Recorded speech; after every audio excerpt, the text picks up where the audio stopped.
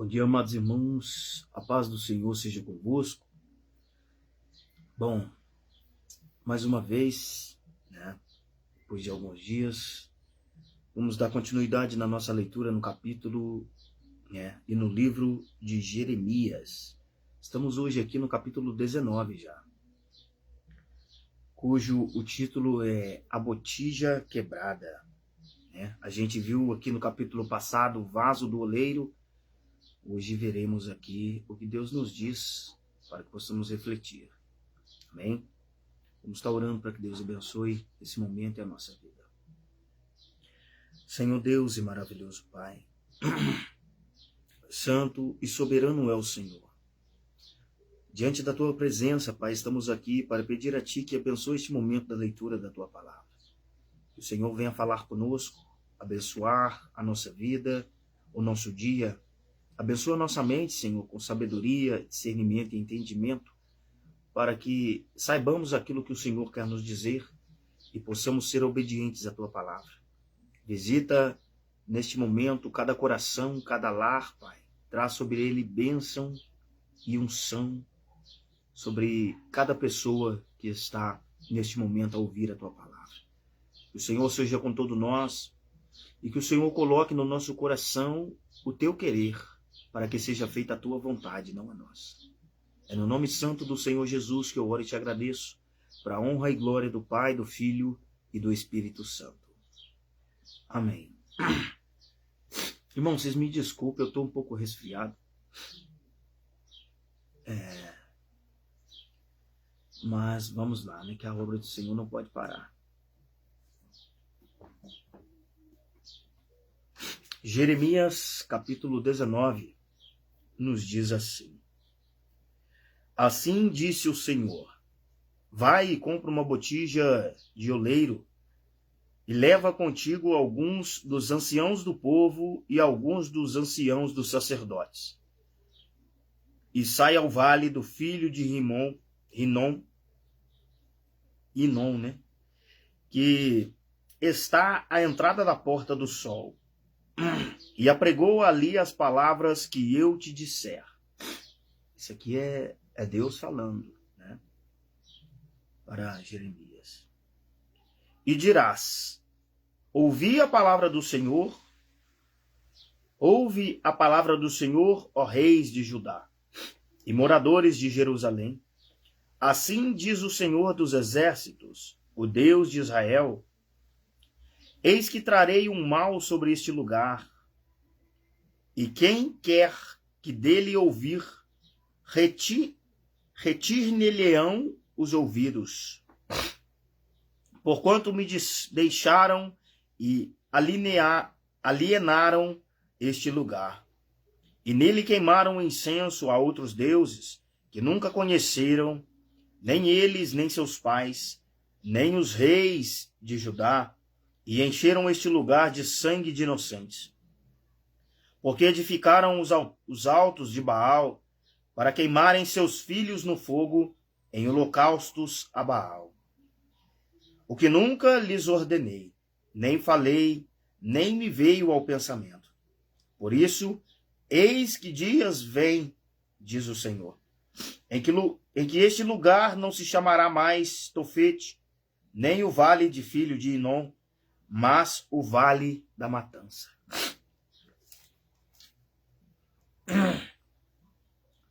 Porque dissiparei o conselho de Judá e de Jerusalém neste lugar, e os farei cair a espada diante de seus inimigos e pela mão dos que buscam a vida deles, e darei os seus cadáveres para pasto, as aves dos céus e os animais da terra.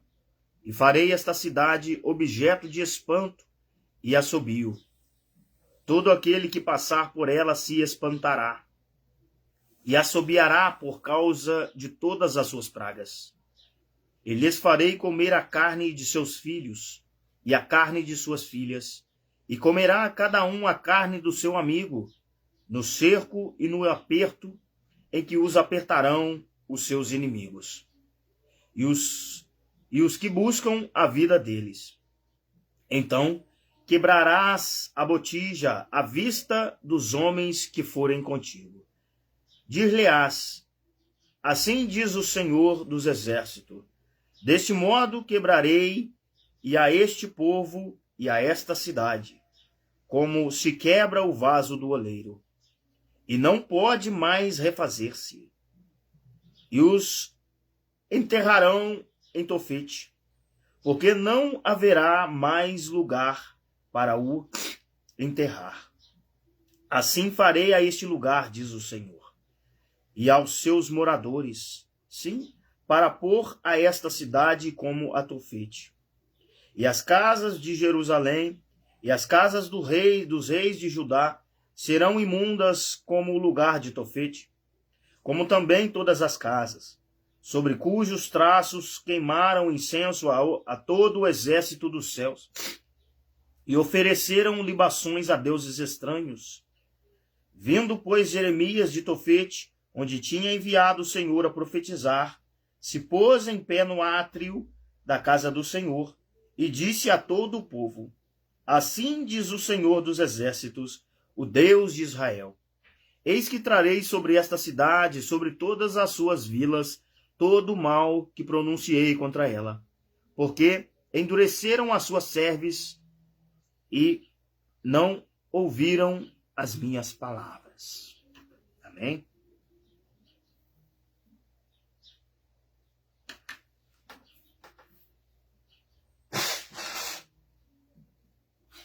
Ai, irmãos, perdoa aí, eu tô constipadinho, gripado, mas a gente tem que estar firme. Não importa como anda a nossa saúde, não importa como andam as coisas lá fora, não importa como está o nosso coração, né? Não importa o que a gente perca no nosso dia a dia, o que a gente não pode perder é a presença de Deus, né? Irmãos, antes de estar lendo aqui a explicação, né, porque esta Bíblia é uma Bíblia de estudo, e ela tem, né, aqui os versículos que a explicação do capítulo, né, de alguns versículos. Eu quero estar dando ênfase aqui sobre, né, a botija. Aqui, neste capítulo 19, diferente do capítulo 18, onde a gente fala do vaso do oleiro. Eu vou voltar aqui no capítulo 18, né, a meditação, para que você entenda. Aqui no vaso do oleiro, no capítulo 18, né, onde Deus manda Jeremias ir à casa do oleiro e ver como o vaso do oleiro, como o oleiro trabalha no vaso, né? E ali Jeremias percebeu que o vaso se quebrou, né, na mão do oleiro. E ao invés de ser lançado fora, como ainda estava macio aquele barro, o oleiro tornou a fazê-lo novo, do mesmo vaso que havia se quebrado. E a gente vê um pouquinho adiante, né, no capítulo 18, onde também nos explica que exatamente isso. Pelo vaso não estar seco, pelo vaso não ter se endurecido, ele foi renovado. Mas a gente vê aqui que a botija ela já está feita, ela já está seca, ela é uma botija já, né, pronta, ela já possivelmente pode ter anos, assim como somos nós, às vezes, muitos e muito tempo, na presença de Deus. Nós já somos conhecedores, já estamos prontos, já sabemos o caminho, já sabemos como andar em santidade, fugindo do pecado, andando na palavra de Deus. Nós somos como a botija, mas também somos como vaso, porque nós também nos quebramos, né, quando a gente busca o pecado. Então Deus nos refaz quando a gente pede perdão.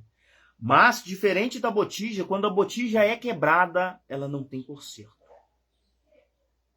Porque aqui a gente vê que foi o homem que a quebrou. Aqui, né, não estava a mão de Deus.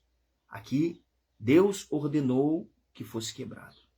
Então a gente tem que se atentar ao seguinte: quando já somos, né, botija, como já somos feitos, como já conhecemos o caminho, e nós permanecemos procurando coisa errada, assim como fez ali o povo de Judá, povo de Israel, onde Deus estava ali, digamos que amaldiçoando esse povo, trazendo sobre esse povo um mal. E assim foi dita a palavra de Deus, que eles receberiam, que eles virariam esterco, viraria ali como se fosse um deserto de ossos secos, porque as aves dos céus o comeriam, né?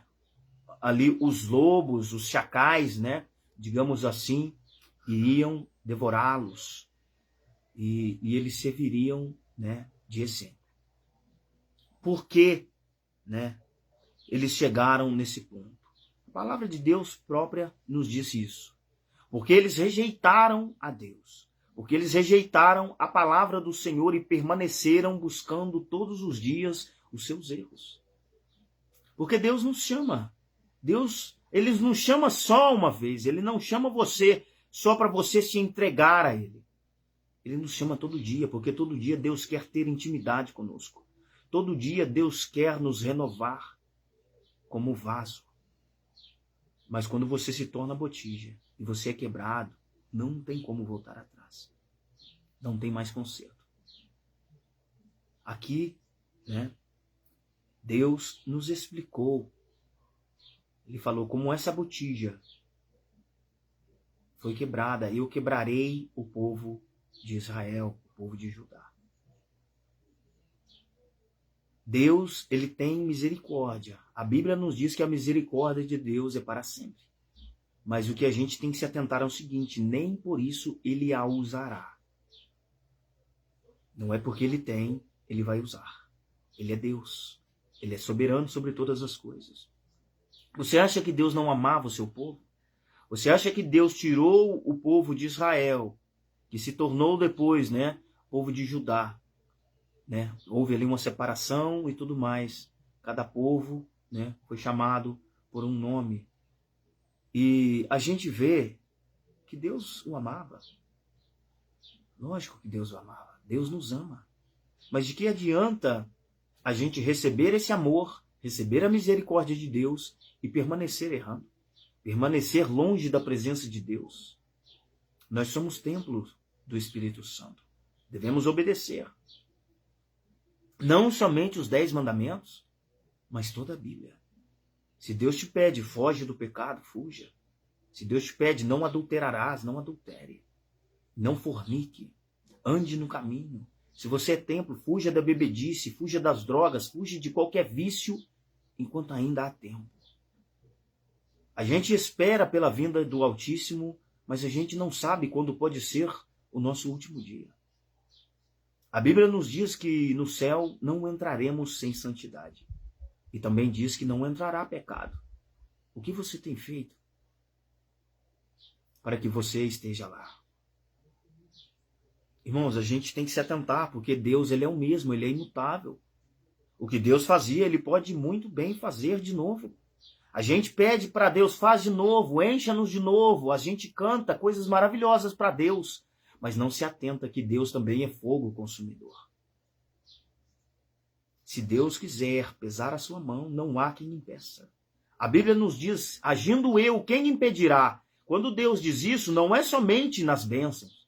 Não é somente que nem o inimigo, nem o mal, nem você mesmo possa impedir a bênção de Deus. Mas ele também diz através desta palavra que quando eu ajo, quando eu quero pesar a minha mão, quando eu quero fazer algo, ninguém pode impedir.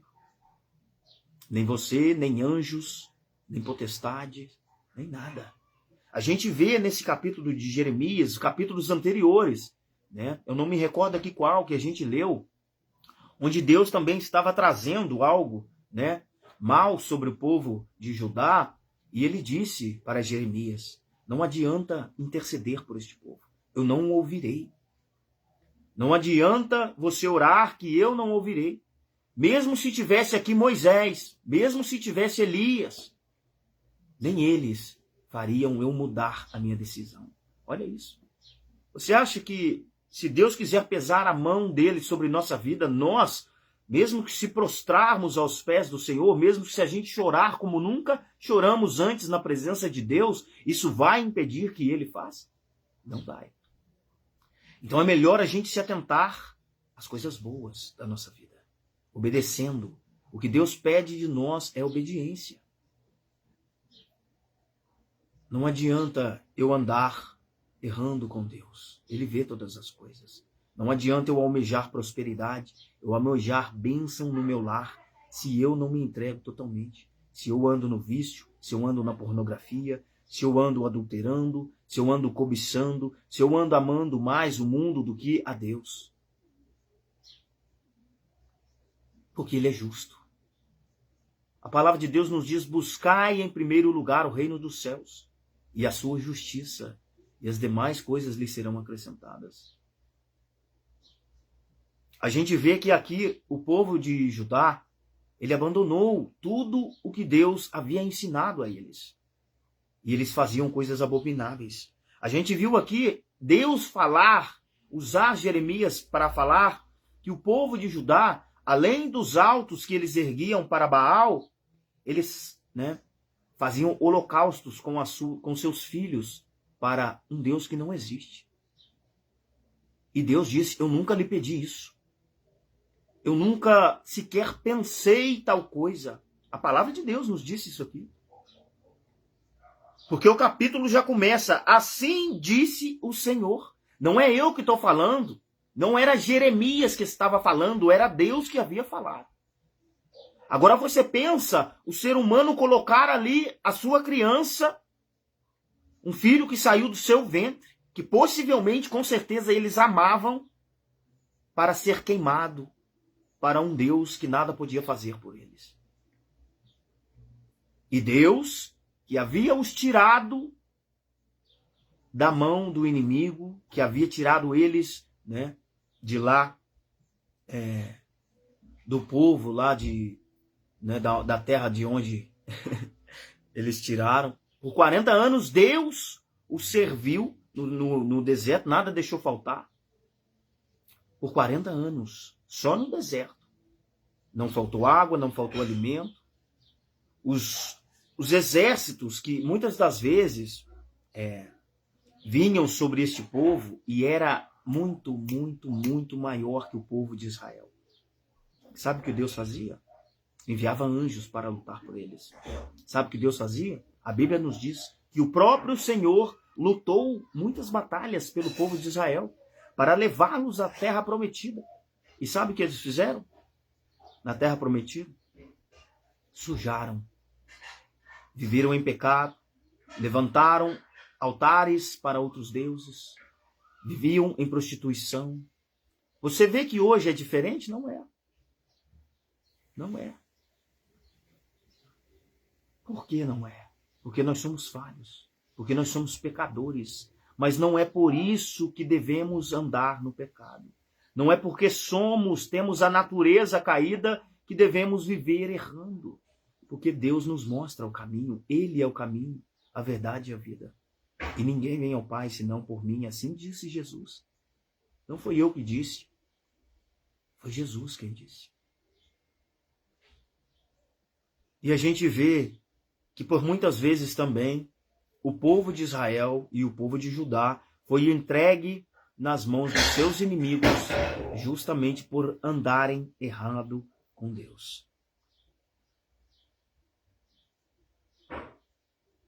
Vai continuar errando? Vai continuar sujando o seu templo? Você é a morada do Espírito Santo. Deus tem te dado chance todos os dias, tem te dado fôlego de vida, alimento, saúde, a palavra dele, para que você endireite os teus caminhos. O teu vício é maior que a tua fé? O teu vício é maior que o Deus que você serve? O teu pecado é o seu Deus? Porque se você obedece ao seu pecado e não obedece a Deus, quem é o teu Deus é o teu pecado. Assim como eram os deuses que o povo de Jerusalém, o povo lá de Judá, o povo de Israel, tinham outros deuses. Não significa somente imagens. Significa aquilo que comanda a sua vida. O pecado, a luxúria, a soberba. Aquilo que te domina é o seu Deus. O que tem te dominado o teu coração?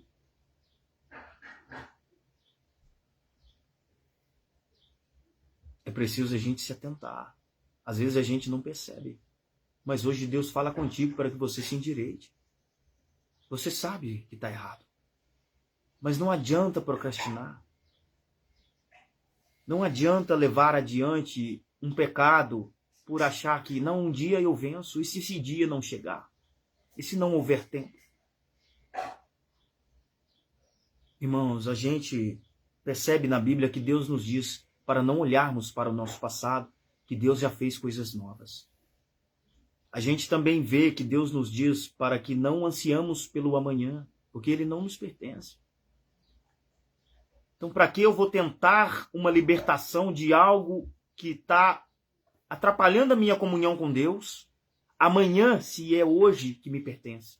Eu tenho hoje para fazer isso. Eu tenho hoje, cada dia que eu acordo, é uma chance de eu me libertar de algo na minha vida para que eu possa ser vaso nas mãos de Deus. E não uma botija que se quebre e depois não tenha mais conserto. Enquanto ainda sou vaso, enquanto ainda posso ser quebrado, mas posso ser renovado, é melhor eu me quebrar nas mãos do oleiro do que ser quebrado por ele e não haver mais chance. E quando Deus diz, irmãos, não tem volta. Quando Deus diz, vai se cumprir. Olha o que Deus disse aqui nesse capítulo 19, o que fará com o povo que estava desobedecendo. Deus tem grandes coisas para nós. Mas quando a gente não se atenta à palavra de Deus, Ele é Deus. E vai continuar sendo. Ainda que nós sejamos obedientes ou não. Deus não precisa de nós, somos nós que precisamos dele. É isso que a gente tem que perceber. O melhorar de vida, o abandonar o pecado, o abandonar o erro, não vai engrandecer a Deus, vai melhorar a tua vida, a tua comunhão com Cristo. Chorar pelos cantos não vai adiantar. Eu bem sei disso. Eu falo isso com prioridade. Esperar que as pessoas, às vezes, dê as mãos para a gente, para nos levantar, não vai adiantar. Porque tem coisa que é nós que temos que fazer. Abandonar o pecado é você que tem que fazer. Não é porque pessoas fazem que você tem que permanecer. Não é porque o ímpio lá fora faz que você tem que fazer. Se você é conhecedor da palavra, se você sabe da verdade, viva a verdade. Não engane. A palavra de Deus nos diz que o coração do homem ele é enganoso. Você talvez está se enganando. Vai doer, mas vai curar, vai passar, se esforça, fuja do mal, fuja do pecado, fuja do vício. Não é fácil. Isso eu te garanto, não é fácil. Eu abandonei vício da pornografia. Eu abandonei vício da bebida, vício da droga, cocaína, que é pesada.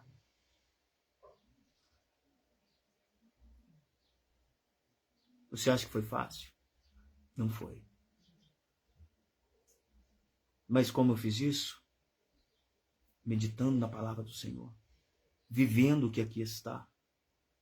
Senhor, se a tua palavra me diz que eu posso todas as coisas em ti, então me liberta. Quando vir a vontade de pecar, quando vir a vontade do teu vício, ao invés de você procurar e sabe que é errado, Senhor, tira de mim essa vontade e afasta. A Bíblia nos diz que quando você resiste ao diabo, ele fugirá de vós. Isso não quer dizer somente, do próprio demônio, dos seus vícios também. E quando você resiste a ele, quando você menos percebe, já passou a vontade.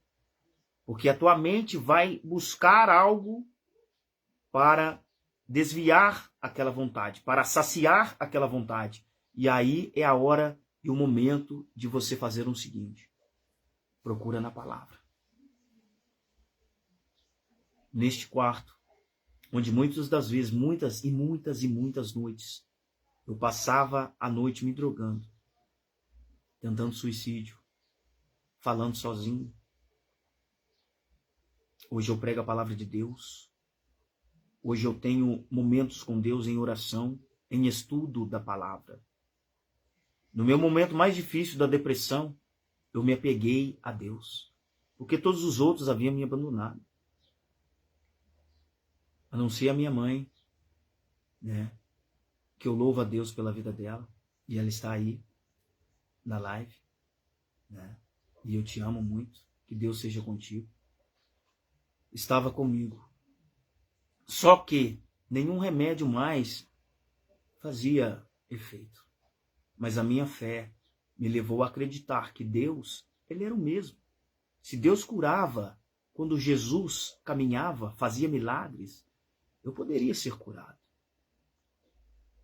Então, trancado no meu quarto, onde eu fazia as coisas erradas, eu passava tempos e tempos e tempos de Bíblia aberta, lendo a palavra do Senhor. E isso foi forjando a minha mente. Isso foi mudando o meu modo de pensar. Onde havia pensamentos de morte, onde havia pensamentos de desânimo, foi surgindo pensamentos de esperança.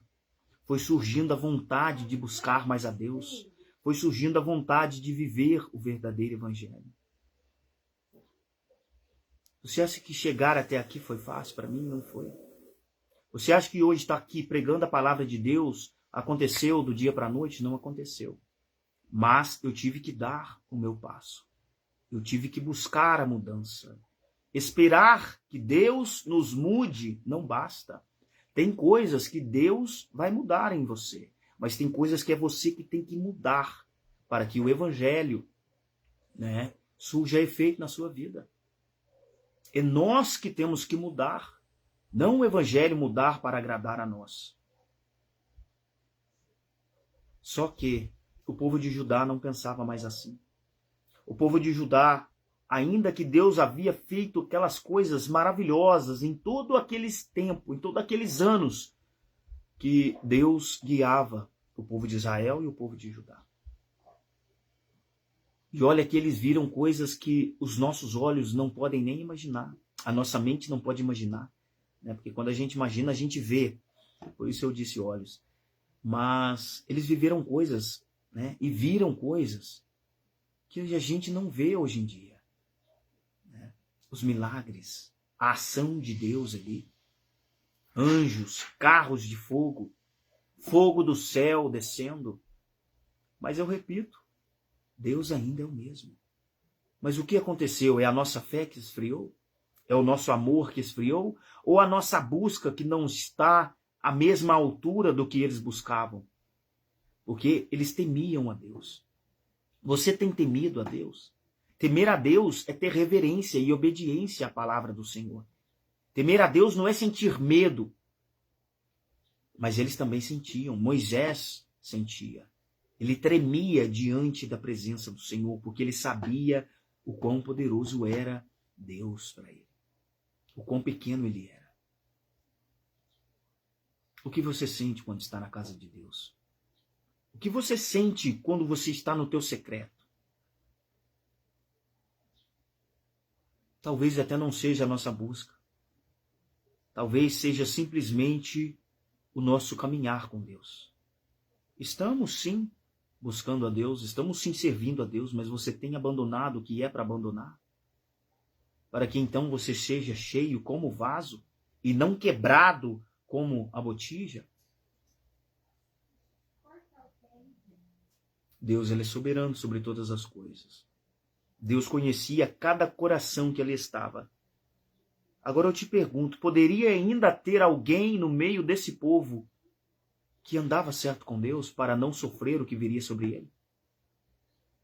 Ou todos ali, por ser apenas um povo, iriam sofrer? A Bíblia não nos diz. Mas às vezes, pode ser que dentro do nosso lar, ou dentro da igreja, pessoas estão sofrendo ao nosso redor porque nós não damos o passo, não nos libertamos totalmente. Então a bênção não chega para nós. Não chega para você e não chega no seu lar.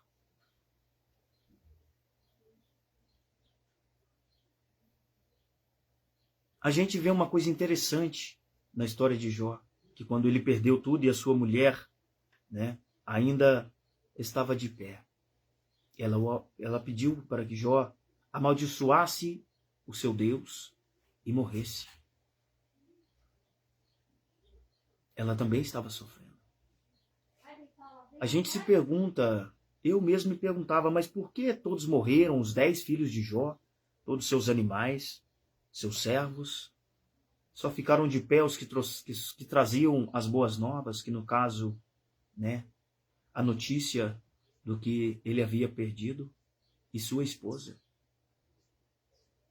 A mulher de Jó, ela ficou de pé, ela não faleceu juntamente com seus filhos, porque Deus disse, toca em tudo que ele tem, mas não toca na vida de Jó. Não tire a sua vida, né? Ainda assim veio uma doença enorme, né? Lepra sobre a vida de Jó, do alto da cabeça à planta dos pés. Sua mulher possivelmente também adoeceu. Porém, ela não morreu porque justamente foi assim que Deus disse, não toca na sua vida. Como eles eram casados, como havia uma união, uma aliança, né, na vida deles, porque Deus havia os unido, como Deus disse para Satanás não tocar na sua vida, ela também não foi tocada.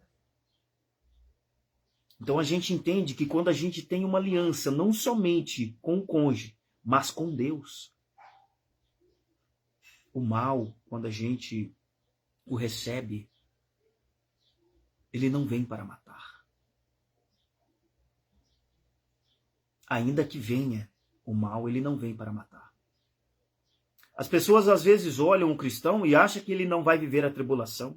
Muitos aceitam a Deus achando que a sua vida vai mudar da água para o vinho e não haverá mais lutas, não haverá mais sofrimento, não haverá mais choro. Muitos têm essa ideia, mas é muito pelo contrário. Aí que o inimigo vai lutar contra a tua vida. Porque aí você está deixando de servi-lo e servindo o único Deus que é digno da sua adoração, do seu louvor, da sua vida, do seu tempo, que pagou o preço pela tua vida. Quando estamos no mundo, a gente não percebe. A gente já está nas mãos de Satanás. A gente já está vivendo o erro, a gente já está vivendo o pecado. Então ele não se preocupa em se levantar contra você. Ele não precisa, porque você já está se auto-jogando no inferno. Você mesmo já está buscando. Mas quando você toma direção, entrega a tua vida a Cristo e passa a fugir destas coisas, então ele se levanta. Mas a gente tem que ter uma coisa em mente. É maior o que está conosco. Pois ele é o Todo-Poderoso, o Deus único e verdadeiro, eterno e soberano. O Deus que dirigiu Israel, que assim na Bíblia também ele é chamado Deus de Israel, o Deus de Abraão, Deus de Isaac e de Jacó. Esse é o meu Deus, esse é o seu Deus, que é maior que todas as coisas que se levantam contra ti, contra a tua vida, contra a tua família, contra a tua casa. Então, às vezes, é bom a gente se atentar a isso, porque não há nada que aconteça na nossa vida que possa nos tirar da presença de Deus. Isso fala lá em Romanos. Nem anjos, nem principado, nem potestade, nem doença, nem morte, nem o amanhã, um bocado de coisa lá disso, pode nos tirar do amor de Cristo, pode nos tirar da presença dele. É tempo de a gente se endireitar, meus irmãos. A Bíblia está se cumprindo. Eu ia ler aqui a explicação do capítulo, mas eu creio que não será necessário. Porque o que Deus tem me usado para falar neste momento, creio que está sendo abençoado. Creio que está dando para você entender o que Deus quer de ti neste momento. Endireite os teus caminhos. Abandone seus vícios, seus pecados, para que Deus possa trabalhar na tua vida. Deus é santo. A Bíblia nos diz, Ele é o santo dos santos, o maior entre os santos. E a Bíblia nos diz que Deus disse assim: eu sou santo, santifique-se também. Como vamos nos santificar? Como vamos ter com Deus, ser usado por Ele, se a gente o busca? A gente até lê a palavra, ouve a palavra, aquebranta o nosso coração, ora, tudo bem. Às vezes tem até horas e horas falando com Deus.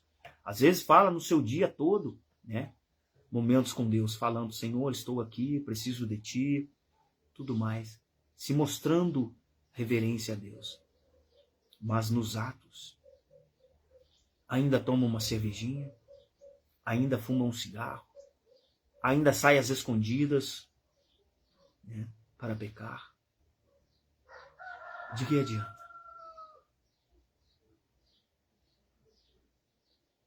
O povo de Judá estava a perecer por permanecer no erro.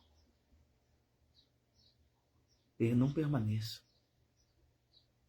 Endireita os teus caminhos e você vai receber de Deus o que você nem pediu a Ele. Porque Deus, Ele é justo. Eu gosto de uma palavra de Lucas 1:37, que nos diz: faça, né, o que está no teu alcance, que o impossível é meu papel. Irmãos, a gente tem que se esforçar para fazer o nosso melhor.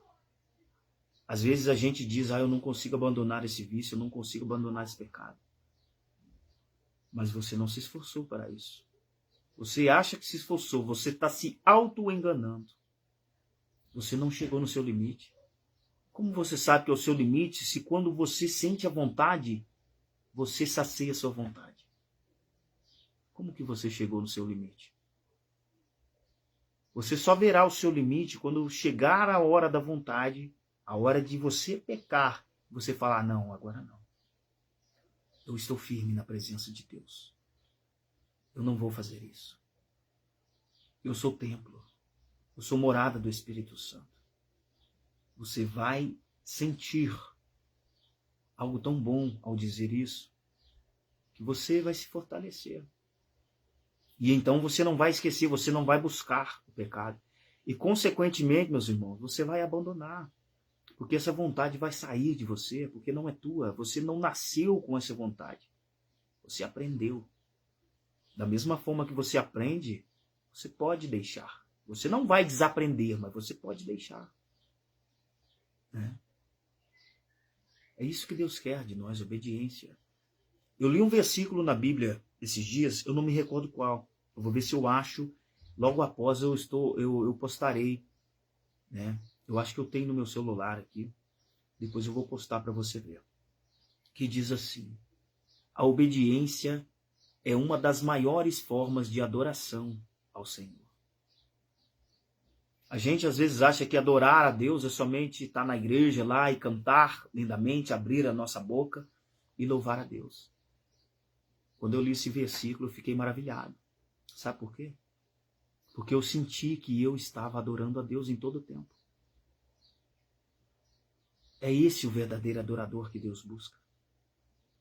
Quando Deus nos diz na palavra dele que Deus busca por verdadeiros adoradores, que o adorem em espírito e em verdade, eu pensava, estou dizendo eu, que era uma pessoa que estava lá cantando, entregando a sua vida, né, através do louvor. Isso eu entendia como adoração. Mas depois que eu li esse versículo, eu percebi que o verdadeiro adorador é aquele que obedece à palavra do Senhor. Amém? Obedeça. Assim como diz a palavra do Senhor também. Ouça, igreja. Ouça o que o Espírito diz às igrejas. Nós somos a igreja. Nós somos o templo. Você sabe que o Espírito Santo fala contigo quando você vai procurar o teu erro. Você sabe quando o Espírito Santo fala contigo, fala comigo. Você sabe quando vem do Espírito Santo que fala contigo, não vá por este caminho. Mas você tem obedecido? Ouça. Ouça, não seja botija, seja vaso. Seja vaso. Porque o vaso, quando se quebra, ele é reformado. É usado e é cheio. A botija não. A botija, quando se quebra, ela se torna exemplo. Mas um exemplo que as pessoas não vão querer seguir. Amém? Que Deus seja contigo, que Deus te abençoe e abençoe seu dia. Né? Compartilha para que Deus alcance mais pessoas e possa falar também com elas. Para que mais pessoas sejam alcançadas pela palavra e pela salvação do nosso Senhor Jesus Cristo. Amém? Que Jesus, o Criador, o Santo dos Santos, o nome sobre todo nome, seja contigo em tudo que você pedir, em tudo que você fizer. Não se esqueça. Entrega nas mãos de Deus. Ele é maior que todas as coisas. Você pode vencer. Amém? Deus disse, né? Jesus disse, no mundo tereis aflições, mas tem de bom ânimo. Eu venci o mundo. Ele nos deixou o exemplo. Você pode vencer todas as coisas. Todo mal, toda depressão, toda ansiedade, né? Toda doença maligna, porque Jesus ainda cura, Ele é o mesmo. Não há nada que Deus não faça. Não há nada impossível para Ele. Amém? Fica na paz do nosso Senhor Jesus Cristo.